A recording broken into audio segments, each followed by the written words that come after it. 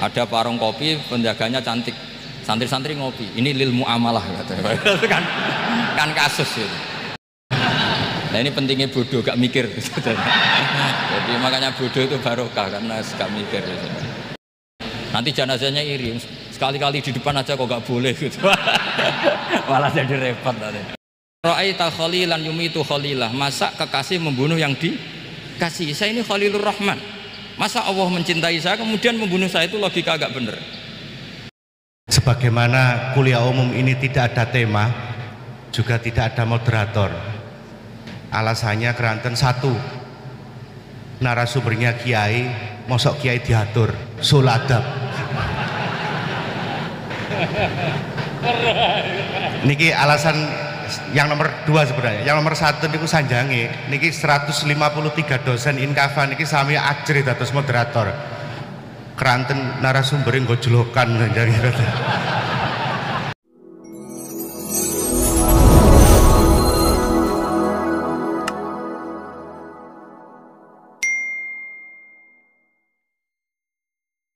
Assalamualaikum warahmatullahi wabarakatuh. Bismillahirrahmanirrahim. Tabarakalladzi nazzala al-furqana ala 'abdihi liyakuna lil 'alamin nadhira. Allahumma shalli wa sallim ala sayyidina Maulana Muhammadin wa ala alihi washabihi asma'in amma ba'du. Yang sangat kula hormati ya, teman Bapak kawula Kiai Haji Masbuhin Faqih, yang terhormat Kiai Haji Robah Maksum, yang terhormat Kiai Haji DRS Abdus Salam MM selaku Rektor Inkafa, semua teman-teman dosen hadirin sedanten ingkang kula hormati, mahasiswa-mahasiswi yang sangat saya hormati. Tadi sudah dikatakan oleh MC, di antara alasan saya datang karena bapak saya ini temannya Kiai Masbuhin. Itu salah ya. Memang bukan diantara ya, karena itu memang. Tuh, kalau diantara ini sembrono. Karena kalau saya datang karena kalian itu dosa besar. Saya ini di rumah punya ibu sudah sepuh, punya pondok. Artinya saya punya kewajiban. Secara fikih kewajiban itu hanya bisa digugurkan oleh wajibun a'dhamu minhu, oleh kewajiban yang lebih apa? Besar. Kayaknya kalau mahasiswa-mahasiswa di sini tidak cukup untuk mengganti kewajiban itu. Sehingga saya berkali-kali memaklumatkan diri, yang undang saya nggak pernah sepuh itu dosa. Karena menggugurkan kewajiban yang lebih apa? Besar. Jadi teorinya gampang. Kalau ngundang sampean itu mesti boleh karena nggak punya kewajiban. Jadi di rumah ya nggak punya pondok. Terus ibu sampean kalau sampean di rumah ya sumpek bocah kok nganggur gitu. Jadi fikih itu harus jelas. Saya ini pengagum fikih. Jadi saya di rumah punya ibu, saya ulang lagi, sepuh, butuh perhatian saya dan saudara-saudara saya punya pesantren, sehingga artinya punya kewajiban. Ini sekaligus maklumat bagi yang ingin ngundang supaya ngukur dosa ndak yang ngundang Gus Pak itu. Bukan kebaikan atau ndak, tapi dosa apa enggak gitu. Artinya yang bisa menggugurkan kewajiban secara fikih itu hanya kewajiban yang lebih apa? Besar. Kayaknya tidak akan terjadi kecuali temannya bapak saya atau pernah guru-gurunya guru saya. Misalnya Lirboyo, nanti Sakban ngundang saya 2. Begini ya, ini kan abahnya Kiai Masbuhin juga namanya Faqih, gurunya juga Kiai Abdul Faqih. Saya berharap anak-anak Inkafa ini nekuni utamanya itu fikih. Fikih itu penting sekali. Kata Sayyid Ali yang Shahibu Simtid Durar itu, wabihi qiwamus syariah, yang bisa mengawal syariat itu hanya fikih. Fikih itu ya kalau yang paling gampang tentu kita misalnya punya Fathul Qorib, Fathul Mu'in, Fathul Wahab. Tapi yang faham betul, mesti faham itu ngelotok setengah hafal. Jangan bawa kitabnya tok, sementing sekian semester terus selesai. Itu sama-sama dosa, itu dosanya ya dosa, mahasiswanya juga dosa. Karena sudah terlanjur sarjana agama, ternyata nggak bisa, itu kan mendingan tidak sarjana agama. Itu saya tak cerita sama Kiai Roba, itu ada fatwa kiai juga wali. Suatu saat ada penyanyi dangdut top terkenal di Indonesia itu nyanyi dangdut, ya penyanyi ya dai, entah itu hakikat entah majaz tidak tahu. Itu kiai itu fatwanya lucu, kalau kamu datangi dia pas main dangdut masih saya beri izin, tapi kalau datangi dia pas pengajian itu tak larang kan santrinya jadi eskal, ini pas pengajian dilarang, pas dangdutan kok malah dapat izin. Tapi bukan berarti halal ya, dapat izin. Dapat izin kan potensinya bisa karena dilarang lah ya tetap belerot. Terus suatu saat si santri ini setengah wali, tidak wali tapi setengah. Lama-lama itu memahami gurunya, ternyata sirinya begini. Kalau seorang penyanyi yang tidak pernah ngaji kemudian ngomong agama, itu potensinya itu fadallu wa adallu, sesat dan menyesatkan. Tapi kalau dia sedang nyanyi dangdut, penyanyinya cowok loh, sama jangan bayangkan dangdut putri, enggak, itu cowok sudah tua lagi. Jadi potensi halalnya ada lah maksudnya untuk, tapi tidak alat musiknya, orangnya. Tapi kalau dia nyanyi itu paling dosanya hanya nyanyi. Saya ulang lagi, murid tadi akhirnya paham kalau datangi pengajian itu artinya ikrar kalau dia seorang dai atau seorang yang layak ngomong apa? Agama.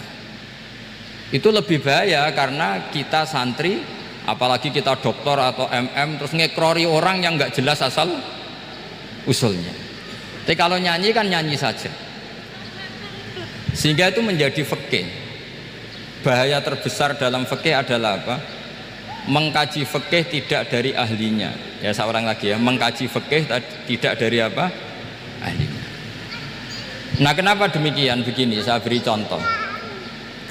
Ilmu fikih itu tentu pertama dari Rasulullah SAW, kemudian bersanad sampai kita atau kita sampai Rasulullah.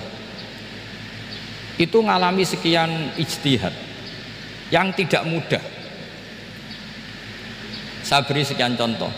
Dulu Imam Syafi'i itu sukanya sama guru yang miskin, ya karena rata-rata santri juga miskin, jadi mesti ngidolakan guru yang miskin, karena sesama miskinnya harus berkoalisi. Tapi akhirnya gurunya Imam Syafi'i itu miskin sekali, namanya Muslim bin Khalid Az-Zanji itu miskin, Sufyan As-Sauri miskin, Sufyan bin Uyainah miskin. Setelah ngaji di Medina itu Imam Malik itu kaya, pas itu Imam Malik sudah kaya. Setiap ke Imam Syafi'i dikasih uang. Sampai ketika Imam Malik itu bilang, kamu sudah alim, ilmu saya sudah habis, kamu ngaji sama yang lain. Sama siapa? Kata Imam Malik, orang yang sealim saya sudah meninggal, namanya Abu Hanifah, tapi dia punya murid namanya Muhammad bin Hasan Asy-Syaibani, kamu ke sana. Terus Imam Malik datang ke Baki. Dulu Baki itu pasar rental, ya Grab lah kita kalau sekarang itu. Mengumumkan siapa kafilah yang mau ke Irak. Kita ya Imam Malik, dibayari sama Imam Malik, ini yang antar ke Irak, ke Muhammad bin Hasan Asy-Syaibani. Imam Malik mulai ngeper, guru saya yang miskin tidak pernah nyangoni, guru-guru saya yang kaya sering nyangoni. Mulai memasalahkan kiai miskin gitu, kira-kira seperti itu, mulai masalah gitu. Setelah datang ke Irak di Muhammad bin Hasan Asy-Syaibani itu si Muhammad bin Hasan Asy-Syaibani itu kalau ngitung uang itu di meja tamu. Jadi punya emas lantaan, punya uang, kira-kira kalau Indonesia punya rupiah, punya dolar, dihitung itu di ruang tamu. Kata Imam Syafi'i, saya dengan Imam Malik saja nggak serak, ini lebih kedonyan lagi kiai. Ngitung uang itu di ruang tamu. Terus akhirnya si Muhammad bin Hasan Asy-Syaibani ini ahlul usul, dia pakar usul. Kamu heran sama saya? Iya, kiai kok kedonyan? Ya ngomong gitu. Tapi kata Muhammad bin Hasan Asy-Syaibani, kalau kiai tidak boleh kaya, itu tak kayak wong fasik, ben gue demenan, gue mabuk.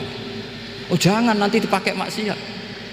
Penjenengan mawon kersane digetokan, berarti kiai oleh sugih, pun angsal-angsal.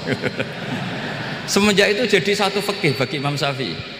Ternyata kalau mengharamkan kiai sugih berarti membolehkan yang fasik sugih. Kalau yang fasik sugih bisa dipakai i'anah alal maksiat. Semenjak itu mindset pikiran Imam Syafi'i rubah. Saking rubahnya sampai beliau berpendapat orang bisa beli Alphard, kok beli carry itu haram.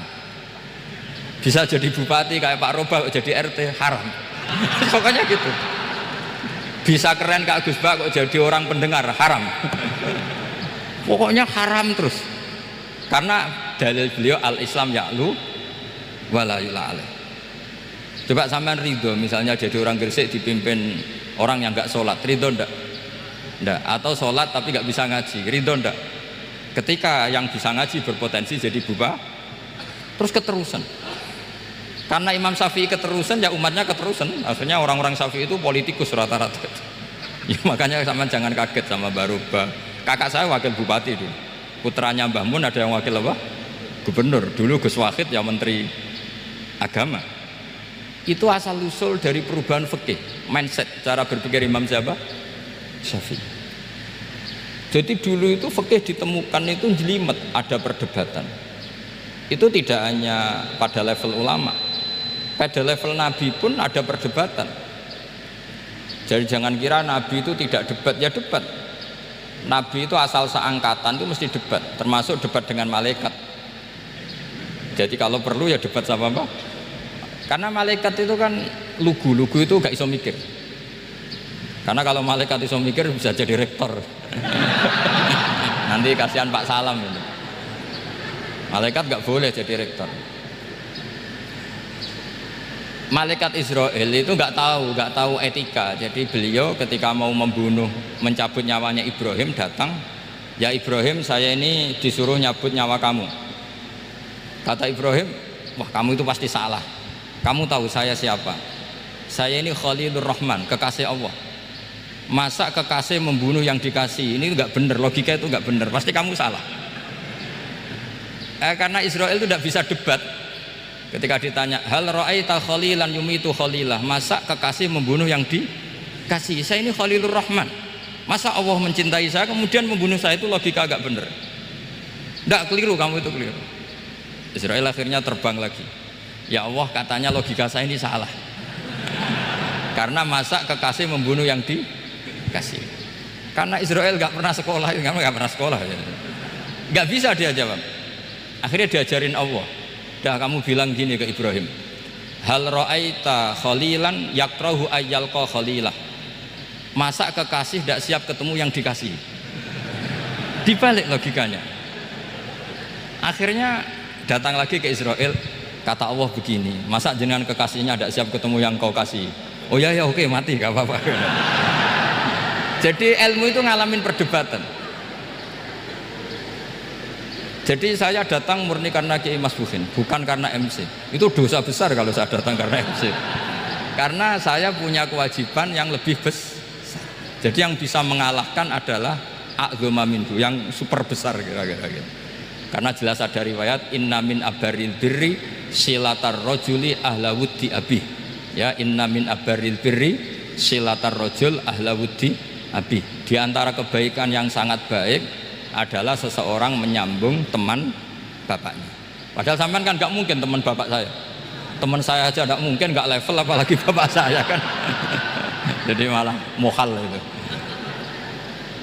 Jadi ilmu itu harus mengalami satu gesekan, karena logika itu bisa dibalik.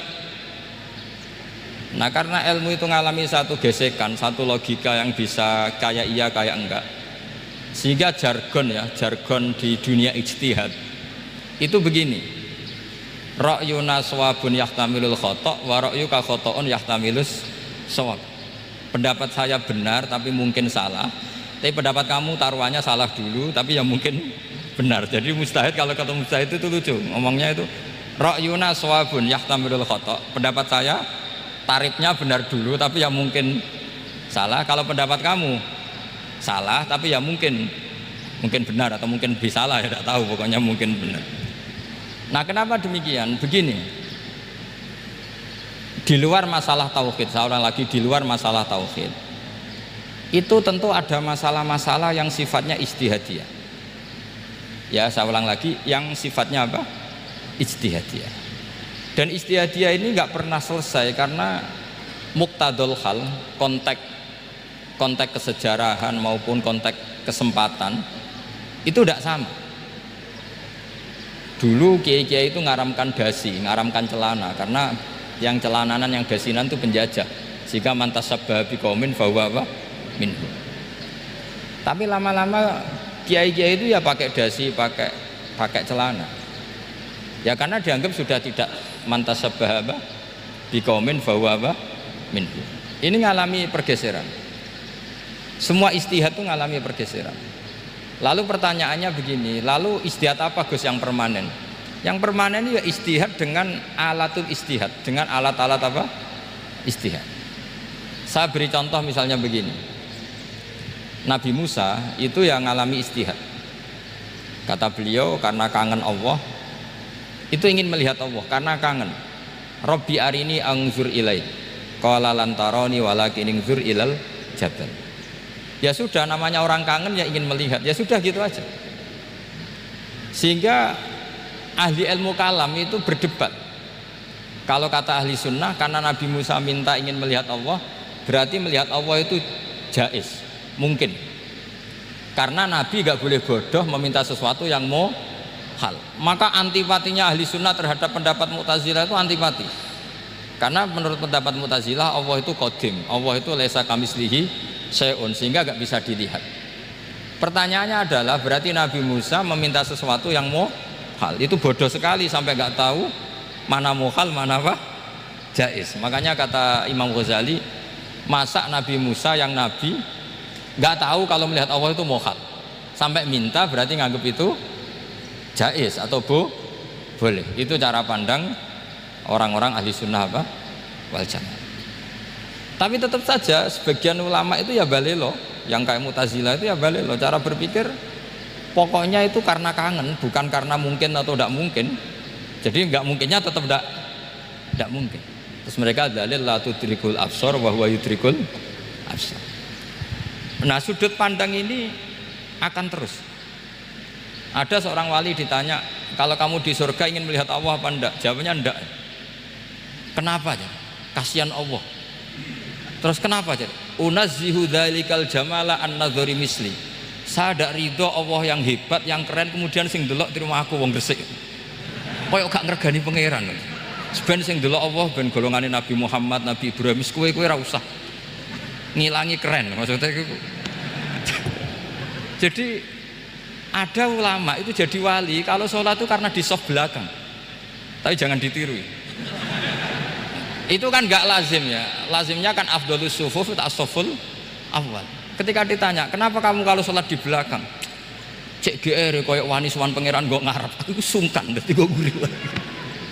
Kalau sampean kan karena males, bukan karena sungkan. Jadi itu artinya rasa ya. Makanya nggak bisa, nggak ada ijtihad itu tidak mungkin karena perasaannya orang itu beda-beda. Itu Sayyid Abdul Al-Haddad itu kalau ngendikan masyhur, man da'a li dzalimin bil baqa faqad ahabba yu'sawwa fi ardi. Orang yang mendoakan orang fasik masih hidup, gak mati-mati, itu berarti suka kalau Allah dimaksiati di buminya. Wong fasik kelakuannya rak maksiat, nak mbok dongakno mari, itu berarti kamu ingin Allah didurakani terus menerus karena si fasik masih hidup. Tapi kalau Abul Hasan As-Sadili cara ngendikan gini, kalimatnya persis. Man ahabba alla yu'sawwahu fi ardi faqad ahabba alla tadhhara maghfiratuh. Orang yang ingin dunia ini steril, gak ada maksiat, maka sama saja berkeinginan tidak melihat luasnya maghfirahnya Allah. Sama-sama wali besar, tapi cara pandang hubungannya dengan Allah seperti itu. Jadi mau tidak mau, ijtihad itu mau tidak mau. Makanya tidak usah dipertentangkan misalnya cara berpakaian, cara apa, yang penting sesuai aturan Islam ya sudah. Karena ini urusan rasa. Urusan apa? Rasa. Itu Syekh Hasan Basri itu sering jagongan sama Robiah Hadawiyah. Itu secara fikih salah. Tapi pas itu ulama fikih ditanya, kenapa Anda tidak komentar terhadap dua wali besar yang sering ketemu? Andai kan semua santri seperti itu akan saya halalkan, kata. Karena nggak mungkin punya nafsu. Sehingga fikih dulu memang masih asli. Kamu lihat di takrib misalnya, lelaki melihat perempuan itu nggak boleh kecuali sekian alasan. Termasuk boleh itu litaklim karena mengajar, atau lil muamalah. Ini yang mulai masalah. Ada warung kopi, penjaganya cantik, santri-santri ngopi. Ini lil muamalah katanya. Itu kan kasus itu. Mau disalahkan pada takbirnya, mau dibenarkan ini jelas fasik kan, jelas fasik. Maksudnya sudah fasik sebelum itu ditambah itu, jadi fasiknya permanen.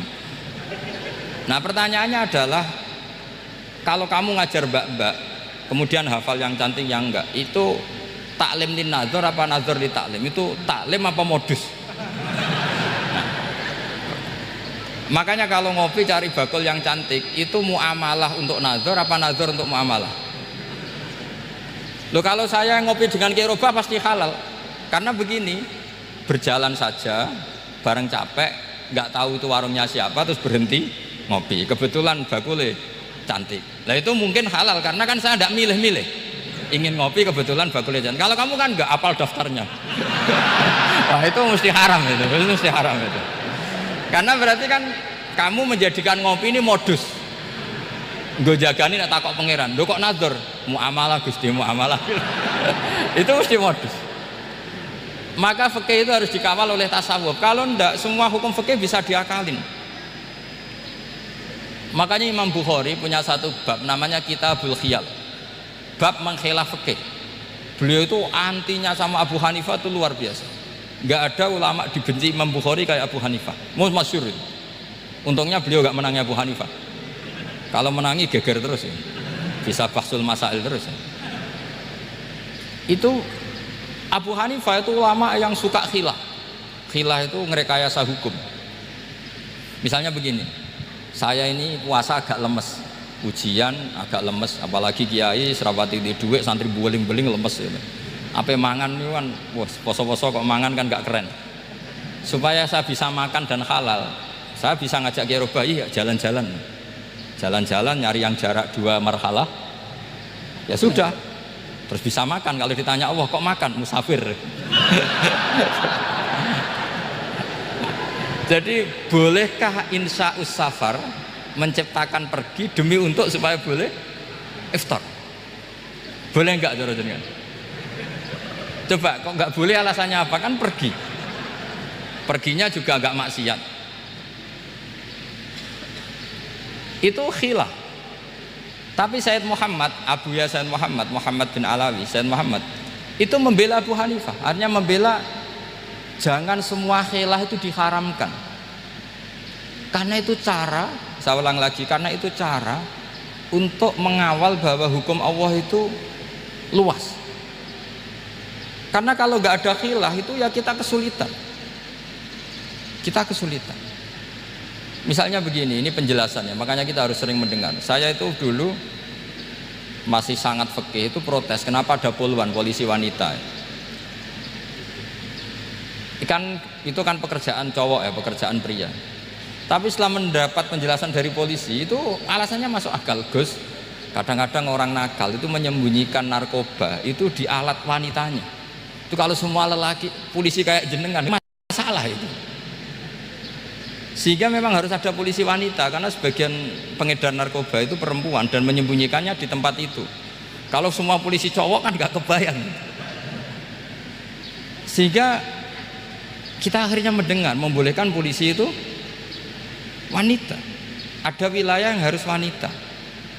Begitu juga ada pertanyaan, kenapa sih dokter kandungan itu cowok? Saya punya banyak santri yang muhibin saya itu dokter kandungan. Tak tanya, kamu itu kok cowok kok jadi dokter kandungan? Kan pekerjaannya seperti itu. Dia jawabnya lucu. Dari 10 yang tes jadi dokter kandungan, itu yang cewek itu lulus 2, yang cowok lulus semua. Karena ketika cewek dites melihat ketuban pecah darah itu langsung pingsan. Sehingga yang secara psikologi dablek itu kan memang lelaki. Jadi roh wong nyak sewakit santai. Kadang nggak lahir-lahir dinteni nang jopo rokokane santai. Itu kalau cewek yang jadi dokter kandungan itu nunggu jam 11, jam 4 sudah pingsan. Nah ini cerita, bukan berarti saya menghalalkan, enggak. Kita harus mendengar, saya ulang lagi, kita harus apa? Dan itu setelah mendengar itu nanti jadi disiplin ilmu, yaitu namanya fikih. Saya berkali-kali cerita di mana-mana cerita, fikih itu harus dievaluasi karena ini masalah furu'iyah. Saya berkali-kali cerita di mana-mana cerita. Hukum berteman orang fasik gimana? Pasti orang jawab haram karena takut ketularan orang fasik. Tapi kalau dibalik, hukumnya bina orang fasik gimana? Ya baik, umatnya Nabi bisa bina kalau berteman. Kamu bisa bina orang fasik tanpa berteman? Gak bisa. Jadi kalau dibalik, hukum berteman orang fasik gimana? Haram. Hukumnya bina orang fasik baik, bisa bina kalau berteman. Berarti berteman orang fasik ya terus nanti pada level lapangan sih gampang. Kalau yang soleh membina yang fasik dan yang fasik ketularan yang soleh, maka ternyata baik. Kalau yang soleh ketularan fasik, ya berarti ternyata buruk. Tapi kan hukum masa nunggu kenyataan, kan jadi nggak hukum. Di mana-mana hukum itu kan ada asumsi, karena ini masalah ijtihad. Nah itu yang dilakukan para ulama kita. Jadi sampean harus mengkaji fikih secara detail, karena tidak hanya kita yang khilaf. Nabi-nabi juga khilaf dalam menentukan dakwah ilallah. Wali-wali kita kayak Abdul Hasan Asyadili sama Sayyid Abdul Al-Haddad itu juga khilaf. Imam Ghazali ya khilaf. Imam Suyuti itu kalau ketemu Al-Qastolani itu saling tidak nanya, saking nggak cocoknya, masyhur itu. Jadi ulama ya ora cocok. Bedanya nak saiki perkara partai. Kalau orang dulu enggak, karena pakai asumsi, karena memang susah. Ndak misalnya memang tak bedai, tak beri yang ndak misalnya ada orang rukuk kemudian kentut, itu sholatnya batal apa enggak? Enggak, jawab saja. Enggak, orang sholat kemudian pas rukuk kentut atau kelihatan auratnya, sholatnya batal apa enggak? Batal. Lah itu kelirunya sampean, itu salah dosennya mesti itu. Pertanyaannya gini, yang dikatakan sholat itu kan aqwalun wa af'alun muftatahatun bitakbir muftatamatun bitaslim. Lalu ketika sampai ruku apa sudah namanya sholat? Jika kamu katakan batal, namanya sholat aja belum kok sudah kamu katakan batal itu.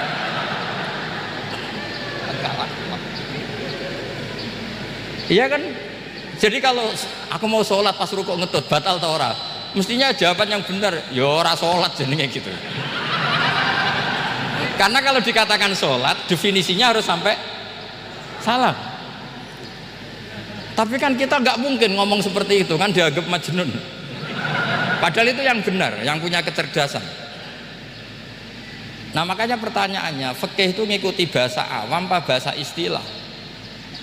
Kalau ngikuti bahasa awam ya kayak tadi, sholat kok pas rukuk kentut maka batal. Sebenarnya yang batal itu sholatnya apa rukuknya?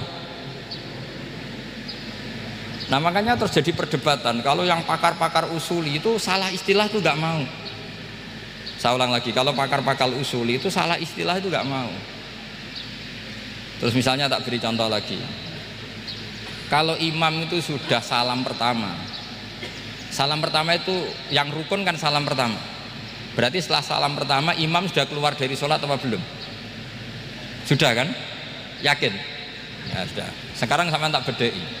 Lalu makmum itu kesunatan langsung berdiri apa nunggu imam salam kedua? Enggak, jawab saja. Nunggu salam kedua kan? Dan itu kriminalnya sampai dalam sufi itu.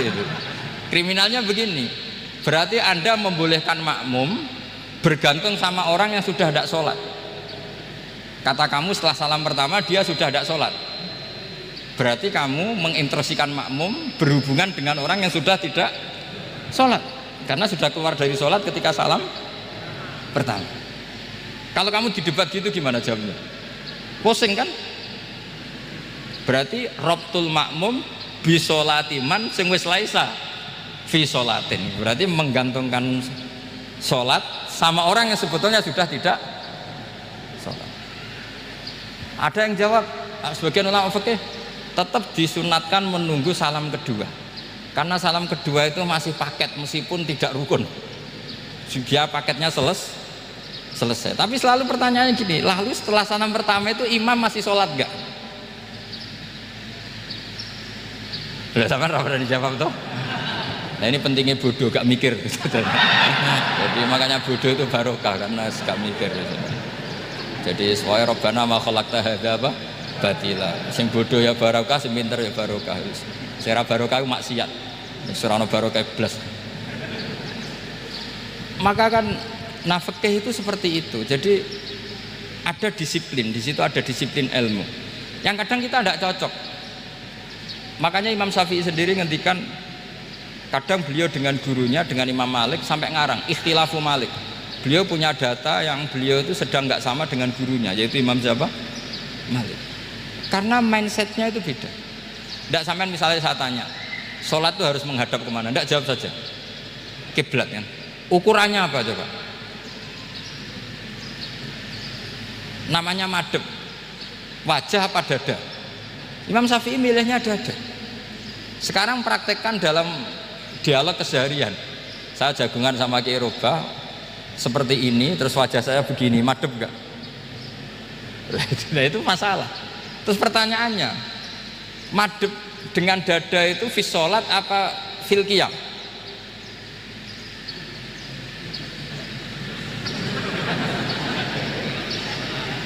Loh enggak, kalau fis sholat pas sujud dada kamu madhep mana coba? Kamu enggak pernah mikir kan? Ya madhep pakai dada itu kan kalau berdiri, kalau rukuk sama sujud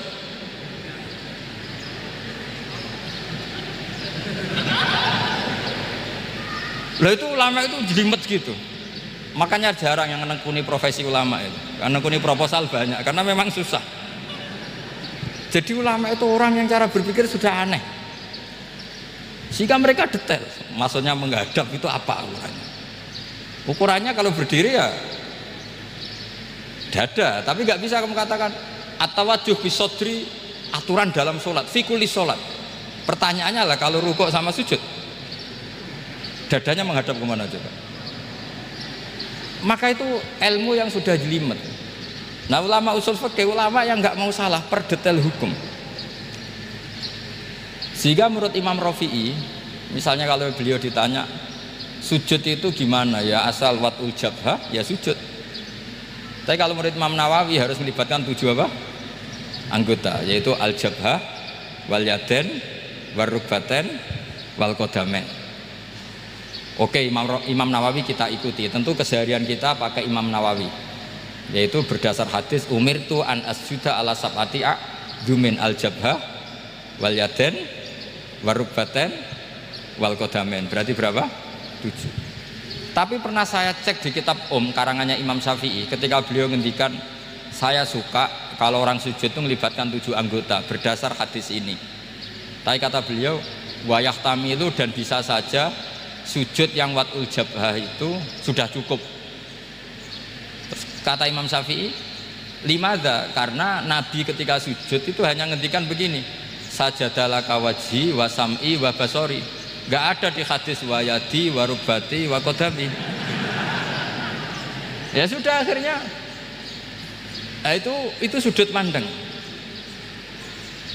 Terus gugatan kedua begini, ada orang Muslim yang sujud sama berhala. Untuk menjadi murtad itu harus 7 anggota apa cukup watul jabhah alal ardi? Untuk sah menjadi murtad itu. Untuk sah menjadi murtad cukup watul jabhah alal ardi harus 7 anggota. Untuk keabsahan murtadnya itu tidak jawab. Makanya ini tugas dosen-dosen ini meminterkan ini, karena namanya sudah faqih. Faqih itu ahli fikih yang detail, namanya faqih. Kalau ini mutafaqih.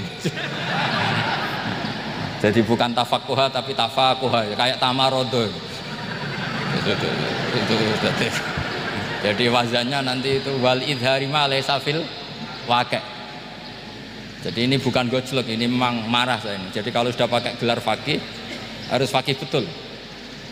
Karena ilmu fikih itu sebetulnya gampang. Sampai kalau ngaji i'anah itu kelihatan fikih itu gampang karena ada logika yang terbangun.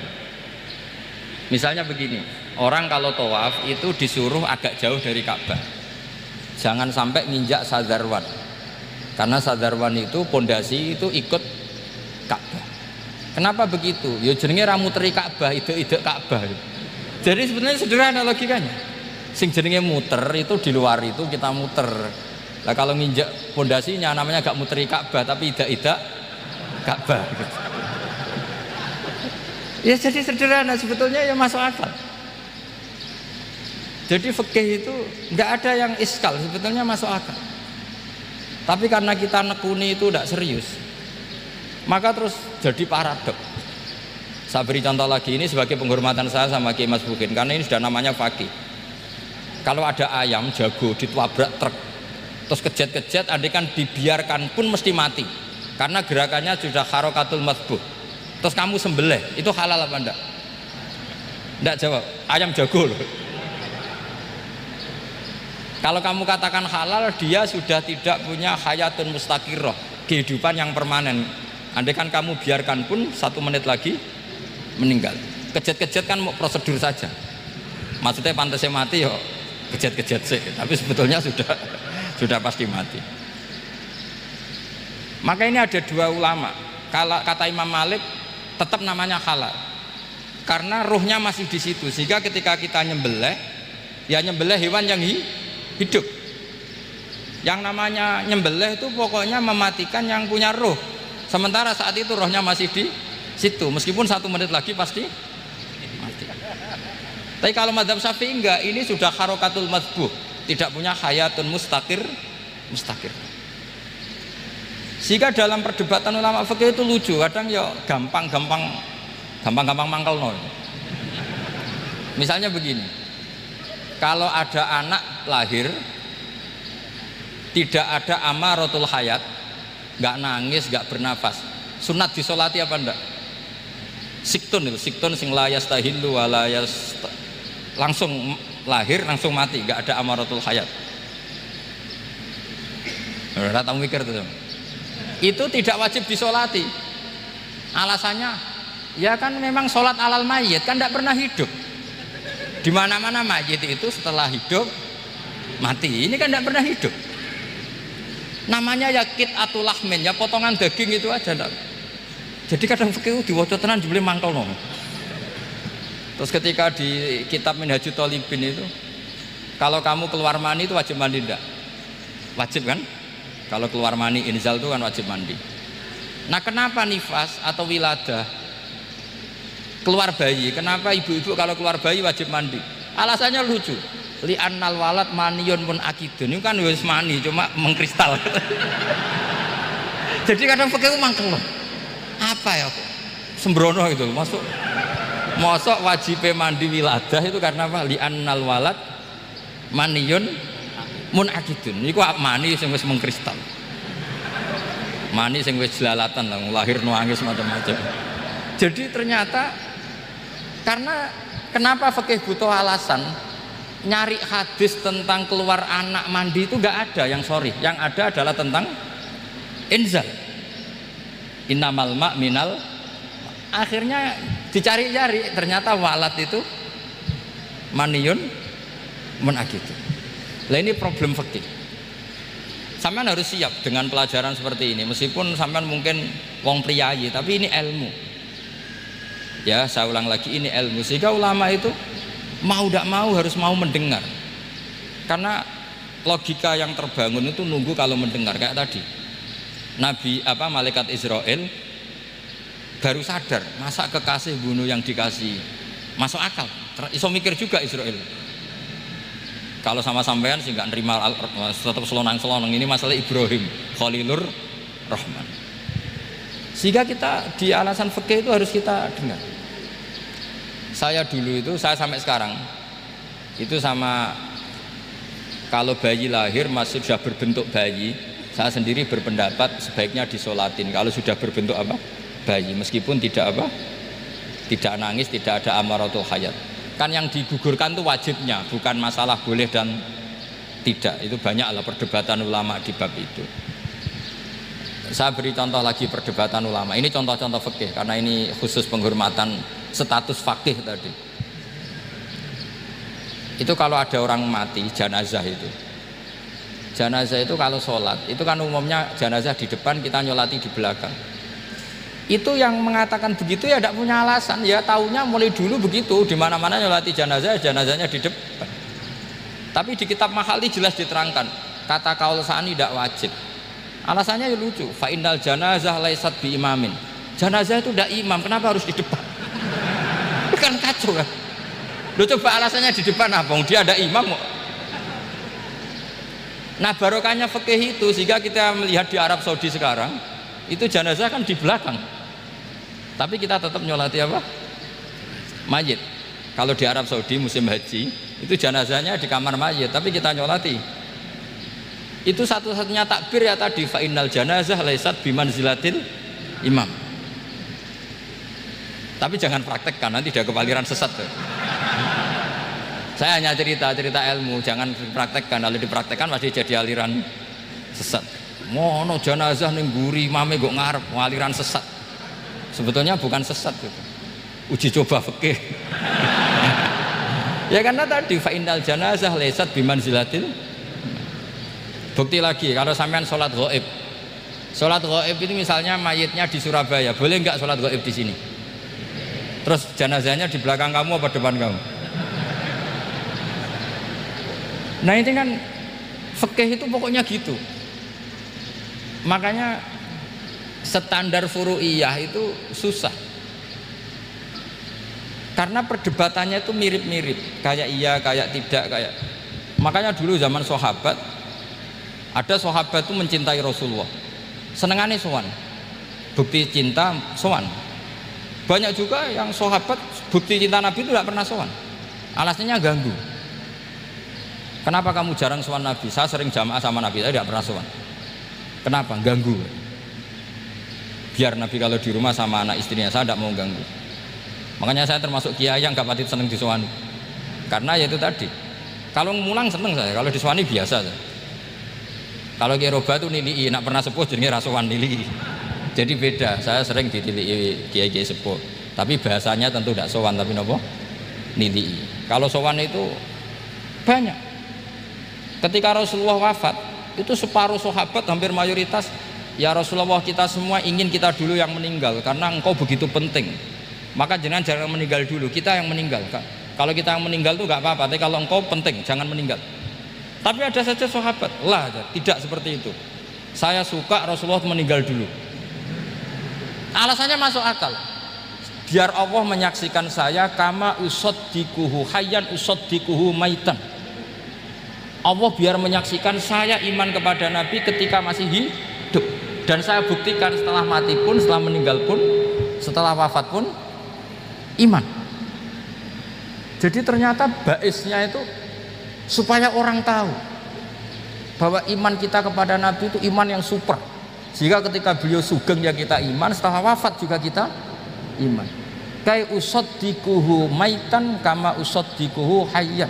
Supaya saya mentasdikkan beliau setelah meninggal sebagaimana kita mentasdikkan beliau saat masih hidup. Dan ternyata Allah ridho dengan perkataan sahabat itu. Kenapa Allah ridho?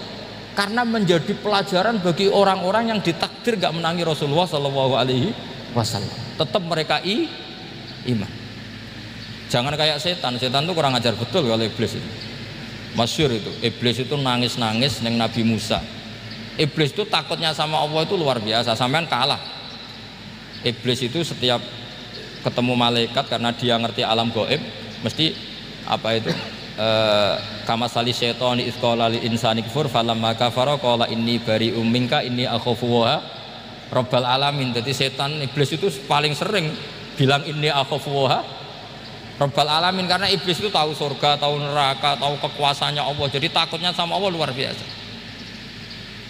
Makanya setiap dia mengajarkan kekafiran, setelah orang itu kafir gimana? Inni bari'um minka inni akhafu wa rabbal alamin. Saking takutnya sama Allah, suatu saat iblis ini datangi Nabi Musa karena tahu Nabi Musa itu kalimullah, orang yang bisa komunikasi langsung dengan Allah. Ya Musa ya kalim Allah, saya ini makhluk, saya takutnya sama Allah luar biasa. Tolong rayukan Allah supaya nerima tobat saya. Karena dirayu terus lama-lama Nabi Musa bilang, oke, tak rayukan Allah sama Allah. Karena Musa kekasihnya, ya Allah, iblis itu ingin tobat, tolong dikasih hak tobat. Kata Allah, oke, dia bisa tobat asal mau sujud di makamnya Nabi Adam, karena kesalahannya dia gak mau sujud sama Nabi Adam. Semenang Nabi Musa karena ada cara untuk iblis menjadi tobat. Dikasih tahu sama Nabi Musa, alhamdulillah kamu diterima tobatnya. Syaratnya apa? Sujud ke kuburannya Nabi Adam. Wah, iblis ya tahu aslinya terus. Asjuduhu maitan wa qatla asjuduhu hayyan. Zaman urip aku ora gelem, pemene wis mati. Oh, dasar setan itu. Zaman urip aku ora gelem, wis mati mbok kon sujud. Kumat maksudnya terus ya sudah terus sampai sekarang akhirnya. Kalau sekarang sudah tidak mungkin lagi karena nggak ada Nabi Musa sudah. Jadi ijtihadnya sahabat melihat wafatnya Rasulullah itu beda-beda dan ternyata semuanya diridhoni Allah. Karena ternyata yang suka Nabi wafat dulu adalah ingin supaya umat Islam tetap mencintai beliau, iman sama beliau, tasdik sama beliau, sebagaimana tasdik zaman Sugeng. Makanya kita harus mencintai guru-guru kita. Uhibbuhu maitan kama uhibbuhu hayyan. Saya sampai sekarang itu ya merasa Mbah Mun itu tidak meninggal. Saya masih merasa kalau bapak saya tidak meninggal karena kita mencintai beliau-beliau ketika hidup dan ketika wafat itu sama. Karena beliau-beliau sama kita juga seperti itu. Rasulullah itu ketika mendekati wafat, ya bahasa halusnya intaqala ila rafiqil a'la. Itu Nabi kalau ngedikan tuh rileks sekali. Hayati khairun lakum wa wafati khairun lakum. Cong aku nak uripku ya apik. Engko nak aku wis kapundhut ya apik. Fa amma hayati fali asunna lakum asunan. Sebagian riwayat fa innakum tuhadditsuna anni wa uhadditsu ankum. Kalau saya masih hidup, saya bisa mengajarkan kamu sunnah, mengajarkan kamu tradisi-tradisi yang benar. Dan ketika aku mati, ketika aku sudah wafat, maka saya jejer Allah, kata Nabi. Saya berdampingan dengan Allah, maksudnya dekat Allah. Tentu bila kaifin walan hisor. Terus sudah fa inna amalakum, amal-amal kamu diperlihatkan ke saya. Berhubung saya sudah dekat Allah, kalau amal kamu baik, saya muji Allah. Kalau amal kamu buruk, saya langsung mintakan ampun kepada Allah. Jadi Nabi rileks sekali. Artinya saya hidup bagus karena bisa ngajarkan kamu as-sunan wa syara'i'. Kalau saya wafat karena saya dekat Allah. Kalau kamu baik, saya muji Allah. Kalau kamu buruk, saya mintakan ampun kepada guru-guru kita juga seperti itu. Justru setelah wafat, beliau-beliau punya kesempatan dekat sama Allah, dekat sama Al-Malail A'la, sehingga mendoakan apa? Kita. Nah, terus kata Said Muhammad, wala taqulu lima yuqtalu fi sabilillahi amwat. Kamu jangan pernah berkeyakinan atau berpendapat atau berkomentar kalau orang-orang yang mati fi sabilillah adalah berstatus apa? Mati, amwat. Kalah. Terus kata Said Muhammad, hadza li amati syuhada. Ketentuan ini bagi umumnya syuhada. Artinya gini, umumnya syuhada saja tidak berstatus amwat, apalagi hadza Rasulullah sayyidus syuhada, sayyidul anbiya, sayyidul mursalin, tentu tidak pernah berstatus amwat. Ya saya ulang lagi ya, jadi zaman cara berpikir amatus syuhada, syuhada yang umum saja berstatus hidup, tidak boleh distatuskan amwat. Apalagi Rasulullah itu sayyidus syuhada, sayyidul anbiya, maka status beliau pasti hayyun la yamut, pasti beliau itu hidup tidak. Dan karena beliau itu asfaq, sangat sayang kepada kita, sebagaimana zaman beliau hidup itu sayang kepada kita sampai nangis-nangis minta hak syafaat, maka setelah meninggalkan pun beliau pasti sayang kita dan pasti berusaha supaya kita diampuni oleh Allah Subhanahu wa ta'ala. Sehingga ada sahabat yang tadi berpendapat kalau saya nggak masalah Nabi wafat dulu, supaya Allah menyaksikan saya usaddiquhu maitan kama usaddiquhu hayyan.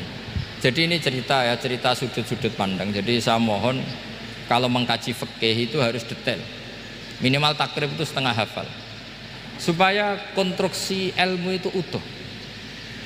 Ya sama lagi konstruksi ilmu itu, karena ilmu itu mesti ada yang apa ya, ya rodok setengah salah itu, tapi disalahno ora kena. Ndak sampean tak bedheki, nak pancen bener langsung tak angkat jadi rektor. Nak bener tuh. Coba rukun sholat pertama itu apa coba? Rukun sholat pertama. Niat. Niat sama berdiri dulu mana?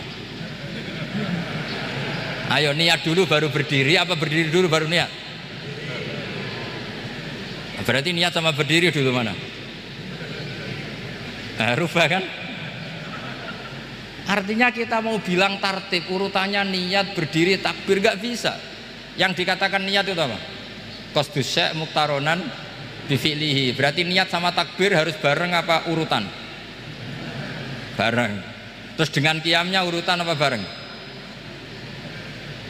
Bareng apa urutan? Loh enggak, kalau urutan berarti takbir dulu duduk baru berdiri. Nah maka seperti ini itu mau tidak mau kita salah, dikatakan tartib ya salah, dikatakan serentak ya salah. Cuma karena kita bodoh, gak tahu mikir itu, alhamdulillah kan di situ itu. Lu coba niat sholat, niat takbir qiyam dulu mana? Niat takbir qiyam dulu mana coba? Dulu qiyam. Nggak ada kitab yang mengatakan arkanus sholat awaluha. Oh, dianggap kitab kriminal mesti. Makanya ngendikane ulama-ulama di sarah-sarah, mau tidak mau sebagian istilah itu tasamuh itu wis gampang ngono kok repot. Karena kita tidak bisa detailnya. Coba misalnya puasa Ramadan itu wajib apa? Tabyitun niat, nginep no niat. Sing darani nginep itu umure lama apa enggak? Lama kan? Sekarang sebelum 2 menit kamu baru niat, sah apa enggak?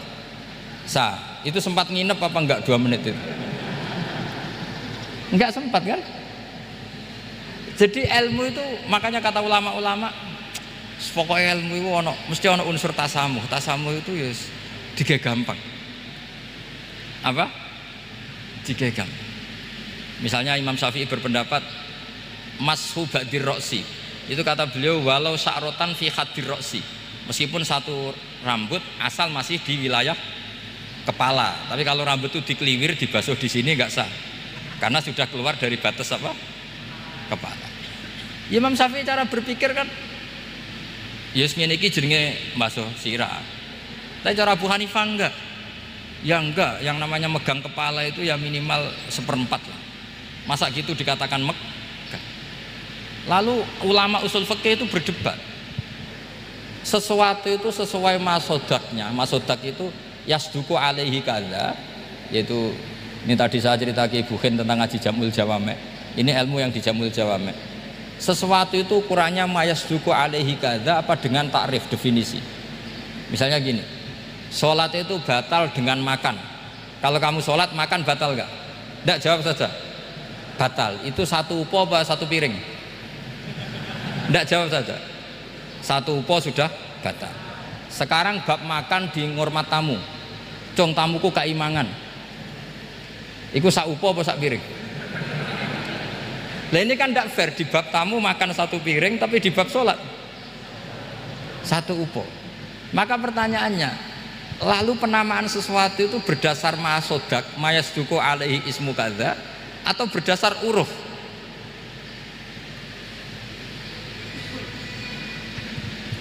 Ukurannya apa coba? Maka terus jadi perdebatan. Nah ini di sini ini pentingnya ulama, karena ya sekarang saya bedai sekarang. Cengkeh itu wangi apa enggak? Kategorinya cengkeh. Wangi kan, kalau orang bikin kue tar pasti pakai apa? Cengkeh. Pakai wedang ronde supaya manis, apa wangi dikasih apa? Cengkeh. Nah itu saya berkali-kali cerita, pernah mau dipikirkan orang ihram itu enggak boleh rokok karena dianggap pakai apa? Mewangi karena ada apa? Cengkeh. Tapi terus didebat, kalau gitu berarti orang Jumatan sunat rokok. Karena Jumatan disunatkan pakai pewangi. Wah itu kan akhirnya tuh, wah iya repot ya. Jadi kalau cengkeh kamu kategorikan pewangen, yang orang ikhram nggak boleh rokok karena pakai cengkeh yang wangi, konsekuensinya orang Jumatan sunat rokok karena berarti di masjid pakai apa? Pewangi. Kan sesat semua itu. Jadi itu ilmu.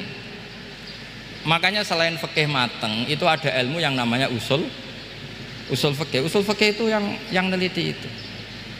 Mayasduku alaihi kadza. Jadi wis ngono iku darani ngono. Saurang lagi. Ngono iku wis darani ngono. Ora perlu roh detail. Ya, saya ulang lagi. Wis ora perlu roh detail. Makanya Abu Hanifah itu misalnya basuh wajah. Wis angger kecelok ngene iki basuh wajah. Nek Imam Syafi'i kan detail. Mimbaini manabitis sya'ri sampai ila somahe udunehi ila dzakon. Terus manabitis sya'ri Imam Syafi'i nambah apa? Ghaliban. Kenapa ditambahi ghaliban? Karena kalau orang budak manabitis sya'rinya di sini. Jadi itu fikih. Jadi fikih itu jelimet. Padahal kita ini nggak pernah berpikir secerdas Imam Syafi'i, tapi akhirnya ya mikir juga. Nak gak ditambahi ghaliban, manabitis sya'rinya orang budak kan sini. Terus sekarang perdebatannya, orang budak basuh Mas'hur Roksi di sini sah enggak? Karena tadi itu wajah apa kepala kan gitu. Kan jadi bingung gitu. Ya makanya ini mukadimah saya supaya sampean lebih disiplin belajar fikih, dan setidaknya didiskusikan lah kitab-kitab Minhajut Thalibin atau kitab-kitab Mahali, karena di situ nanti ada perdebatan dan perdebatannya itu indah sekali. Kayak tadi ada yang mengatakan jenazah harus di depan, tentu dalam kondisi normal kita ingin jenazah itu di depan, tapi ada kondisi itu tidak normal kayak di Masjid Haram. Lalu solusinya gimana? Ya kita ngikuti kaul Sani, fa innal janazah laisat bimanzilatil imam. Tapi kalau di sini normal ya sudah, kita sholat ya normal aja lah. Masa jenazahnya di belakang kamu sholat, nanti jenazahnya iri, sekali-kali di depan aja kok gak boleh gitu. Malah jadi repot nanti. Jadi karena apa ya? Kalau kita mengkaji tidak panjang itu bahaya. Karena ilmu tadi, ilmu itu ada logikanya. Imam Ghazali dalam bab warid sama maurid itu gak setuju sama Imam Syafi'i, dia Maliki.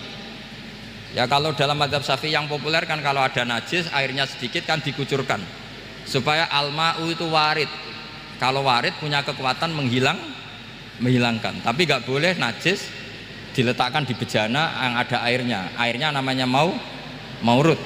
Tapi Imam Ghazali dalam hal itu ngikuti Imam Malik, gak ada bedanya warid sama maurud. Karena logika Imam Ghazali gini, misalnya ini ada najis ya mik ini ada najis di sini, atau sarong lah, contoh paling gampang kan sarong, ini sarong najisnya di sini, kamu kucuri.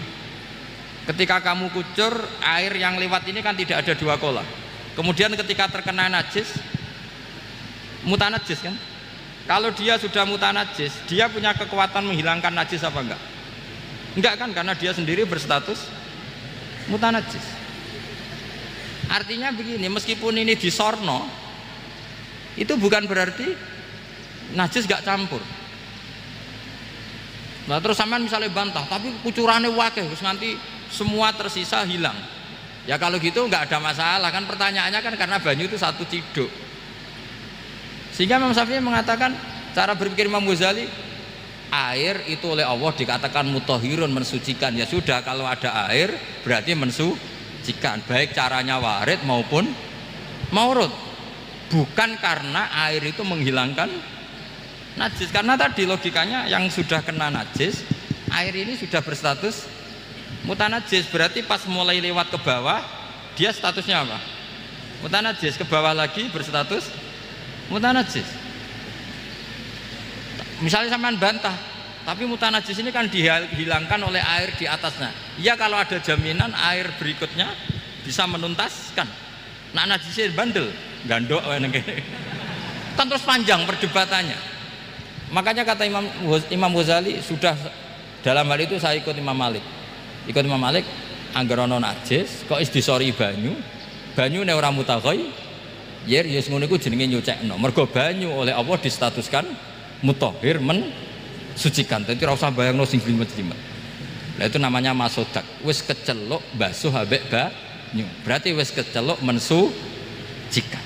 Itu juga satu kefiah dalam usul fikih. Ya sudah seperti itu. Ya kayak sampean kangen anak lah. Kangen anak itu ketemu wis cukup ta ora? Cara sampean wis cukup.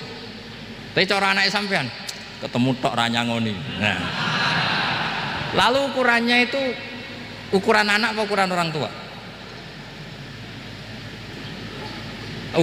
Ukuran anak apa ukuran orang tua? Definisi ketemu lalu.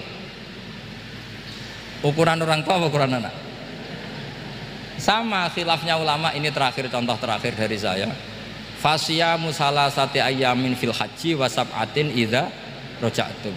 Ada pelanggaran haji yang bayarnya itu puasa 3 hari di musim haji dan 7 hari ketika pulang.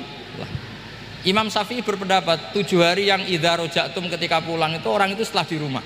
Di mana-mana pulang itu setelah di rumah. Tapi menurut Abu Hanifah enggak. Asal sudah balik kanan dari Mekah, dia di perjalanan puasa sudah sah. Karena bagi penduduk Mekah kalau kamu sudah balik kanan namanya pulang. Seperti ini saya nanti setelah acara saya pulang. Pasti Kiai Roba kalau ditanya Gus Bak kemana sudah pulang. Tapi tanyakan istri saya. Jadi orang sini kalau saya sudah pamit, sampean bilang saya pulang enggak? Gus Bak kemana sudah pulang. Tapi tanyakan istri saya. Belum pulang. Lalu ukurannya ini jenengan apa istri saya? Lah mau nggak mau harus, karena Allah hanya ngendikan wasab'atin idza raja'tum, dan 7 hari ketika kamu sudah pulang. Ukurannya siapa coba? Ukurannya penduduk Mekah apa keluarganya? Kalau ukurannya penduduk Mekah, asal orang haji sudah cabut ya disebut pulang. Tapi kalau ukurannya keluarga asal belum sampai rumah belum disebut pulang. Itu seperti kita dulu ketika era Wesel, zaman Ki Mas Buken, Ki Roba Mondok, saya kan era Wesel. Angger wong tua bar ngeposno, anakku wis tak kirimi kan gitu. Wong wis diposno. Tapi masih 3 hari. Jare anake durung dikirimi. Bener mana coba? Ya kira-kira seperti itulah usul fikih. Saya mohon anak-anak Inkafa ini mengkaji itu. Dengan status fakih itu orang yang mutafannin mutabakhir fil fikih. Itu baru disebut apa? Fakih. Kalau enggak namanya apa? Mutafakih. Itu bukan fakih tapi berpura-pura apa? Berpura-pura ahli fikih. Ya, tentu sekolah ini bukan diciptakan untuk yang berpura-pura fikih, tapi memang benar-benar apa? Fakih. Ya, saya kira demikian. Mohon maaf. Assalamualaikum warahmatullahi wabarakatuh.